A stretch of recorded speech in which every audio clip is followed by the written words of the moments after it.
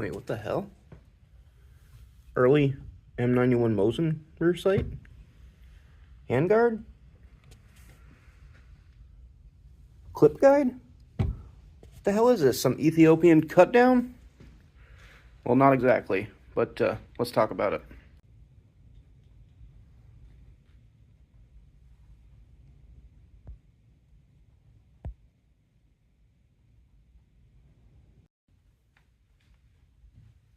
Okay, so first off, there is no official designation for this rifle because no one is quite sure where or who these rifles were built for. It's earned the title Mannlicher 8824 from the collector's market. We'll get into that eventually, but let's take a closer look. So it has an early M91 Mosin rear sight, not the Konovalov curved leaf, but the flat leaf version used with the early round nose, slower moving 54R on M91 Mosins. Which is a strange choice considering this rifle is chambered in 8mm Mauser.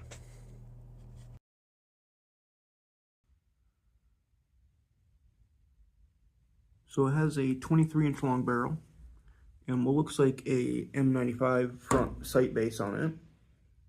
It has clip guides built into the top of the receiver, which facilitate loading from one of these.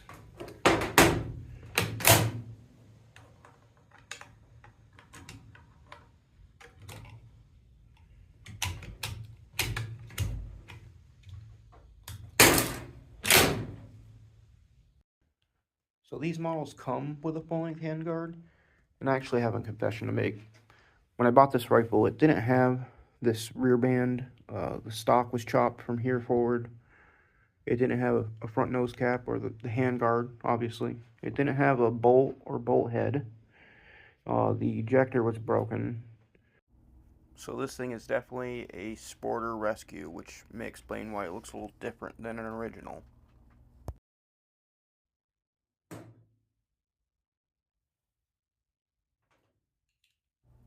So this is the 8890 magazine that we all know and love with Mannlicher's end block.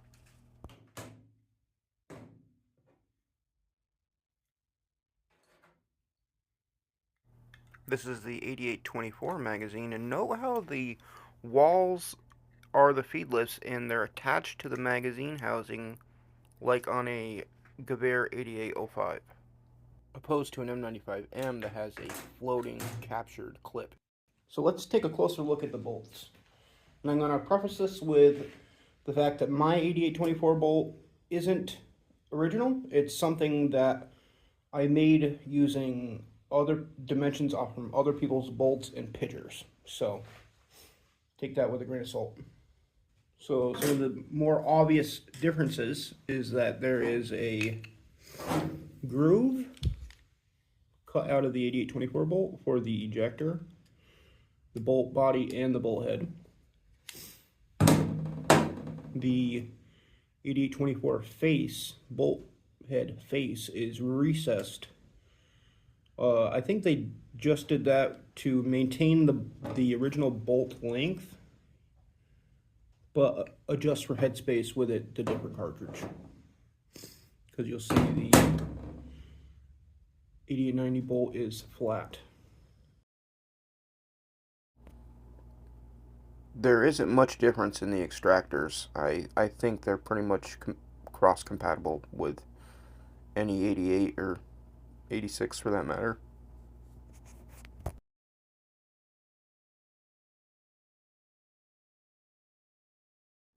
Here are some pictures of an original 24 bolt, and you'll see some of the Belgian proof marks and a serial number on the bolt knob.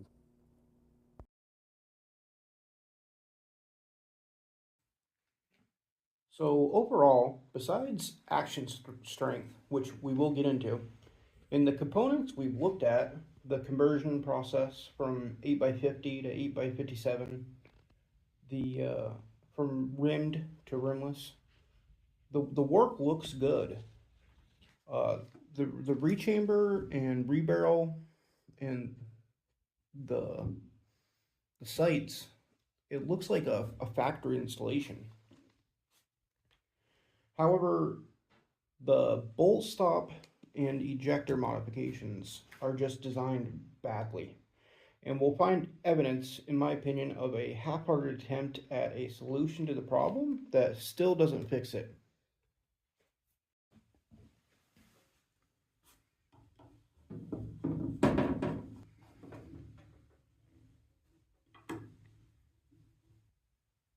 Notice the slot on the 8824 for the ejector.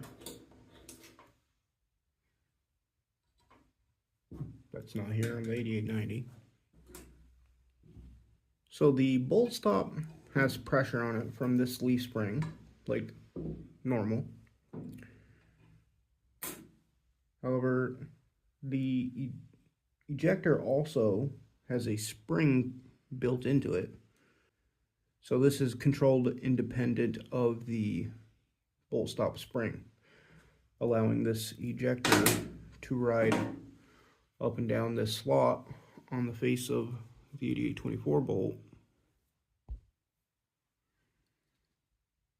in order to eject the casings.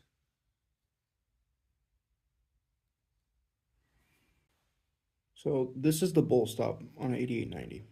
No slot in it. This is how it stops the bolt.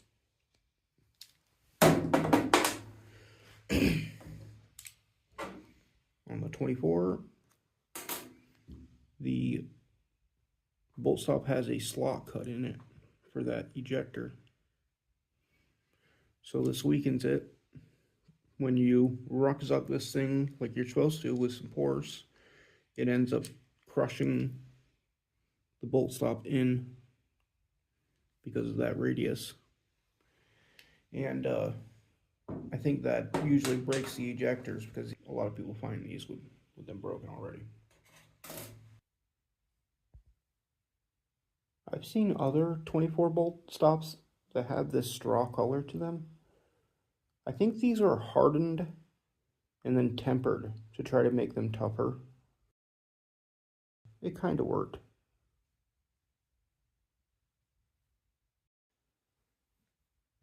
So what about the markings? Who used it?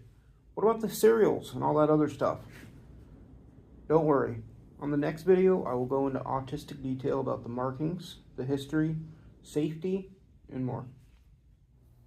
Thanks for watching.